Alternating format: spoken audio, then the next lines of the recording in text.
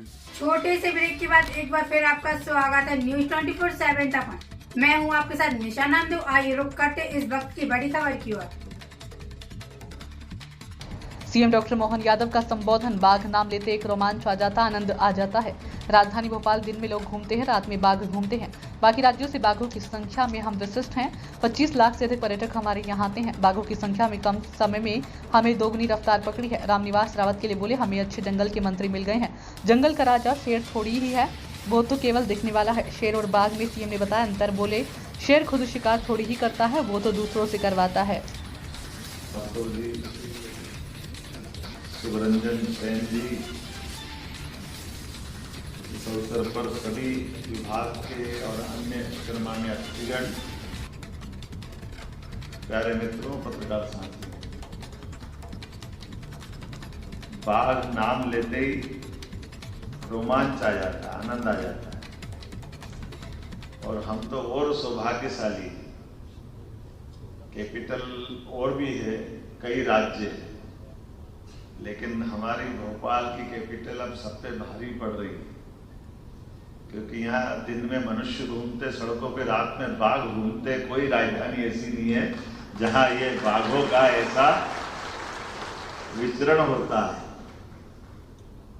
हम अपनी अपनी टेरिटरी में अपना अपना आनंद लेते हैं, लेकिन परमात्मा की कृपा है, बदलते दौर में ये अनुभव भी हो रहा है।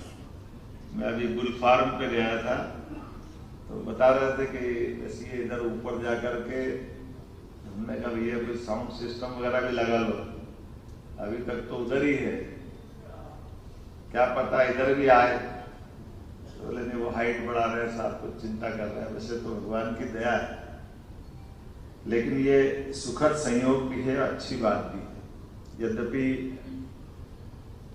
प्रोजेक्ट टाइगर की स्थापना 1973 में की है, और वो जो आजादी के समय के चित्र आप लोग ही बताते हो।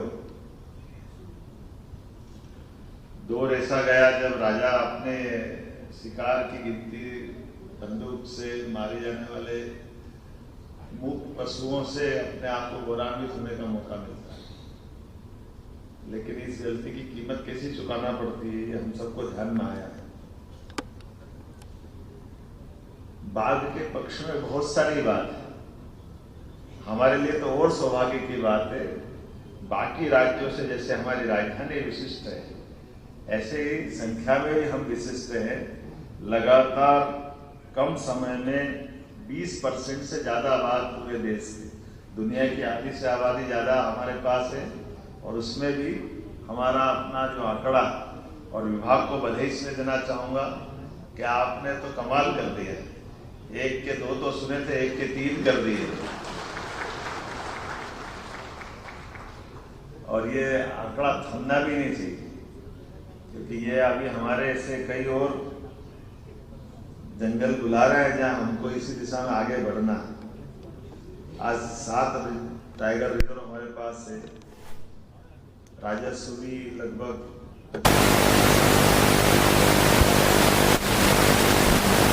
पर्यटक हमारे पास आते हैं। ये अपनी पूरी इकोनॉमी बदलने के लिए टूरिज्म के सेक्टर में यशस्वी प्रधानमंत्री का जो प्रयास है, उसमें सबसे बड़ी भूमिका निभाएगा, जो परिस्थिति तंत्र इकोसिस्टम को भी सुधारेगा, लेकिन हमारे जंगल की रक्षा भी करेगा। और बदलते दौर में तो और आगे बढ़ गए हैं। एशिया में भी नंबर आ गया। एशिया में चीता कहीं मिले न मिले, लेकिन चीता अपने मध्य प्रदेश में, ये हम सबका सौभाग्य है। इसकी भी बधाई देता हूँ। और मेरे को क्या मालूम कि चीता लाते तो वन मंत्री वहां मिल जाते हैं। हमको वहां चीता तो मिला ही मिला, वन मंत्री भी वहीं से मिले। बधाई देना चाहूंगा वन मंत्री जी को। तो हमारे लिए ये वो सौभाग्य की बात है। आपने फॉरेस्ट का वो बेल्ट, जिसमें सर्वाधिक तकलीफ भी थी, गुंजाइश भी थी, जब भी जाते थे श्योपुर मुरैना के लोग इस बात के लिए, हमारे जंगल में ये चाहिए, वो चाहिए, ये करना है, वो करना है।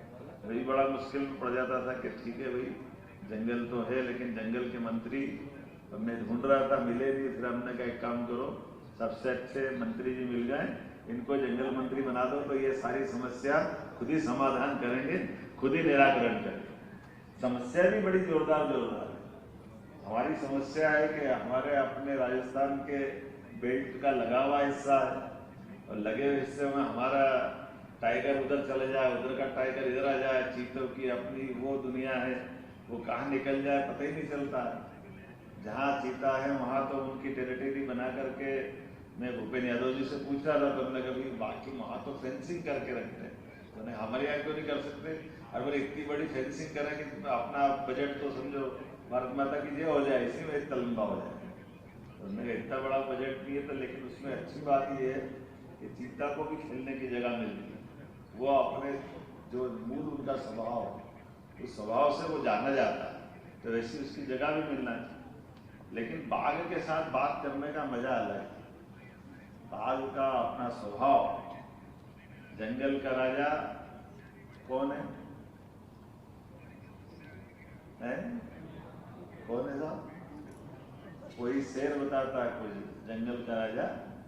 आमतौर पे तो लायन को ही मानते हैं, लेकिन मुझे लगता है कि अन्याय करते हैं हम अपनी व्यक्ति की, अपने पशु की, हमारे टाइगर की सही आदत नहीं डालते। जंगल का राजा लायन लोग मानते हैं, लेकिन जंगल का राजा लायन थोड़ी है। लायन की जिंदगी के हिस्से के अंदर जाकर घुसोगे, उसके अपने स्वभाव को देखोगे, तो लायन दिखने का बड़े बाल वाला और एक तरह से उसकी भी अपना परिवार बसा के चलता है, लेकिन कमाने खाने में आलसी है भाई। वो अपने बलबूते पे नहीं खाता कमाते, तो जो अपने बलबूते पे कमाने खाने की हिम्मत नहीं रखता वो कैसे राजा हो सकता है। लायन के लिए कोई और शिकार करता, उसके परिवार के बाकी लोग पकड़ते हैं, वो जब शिकार हो जाता तो लायन कहता मैं सबसे पहले खाऊंगा। ये तो अपने यहाँ इस संस्कृति के तो थोड़े से अपन विरोधी है। हमारे में पुरुषार्थ होना चाहिए, हमें पराक्रम होना चाहिए। ये पराक्रम पुरुषार्थ टाइगर दिखाता है कि हाँ मेरा शिकार है, मैं खाऊंगा। न केवल वो अपने शिकार को, बल्कि शिकार भी, जैसे कई लोगों से प्रश्न करते हैं कि हिरण का झुंड जा रहा है, एक हिरण, दो बच्चे, बूढ़े सब दौड़ रहे आगे आगे।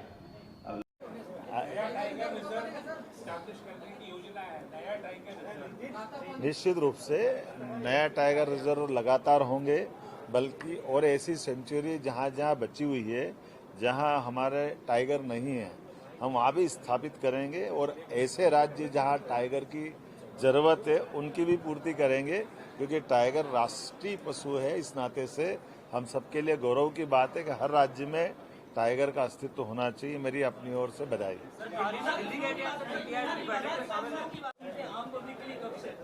ये चीता प्रोजेक्ट जो गति पकड़ रहा है, निश्चित रूप से बहुत जल्दी ये समय आएगा।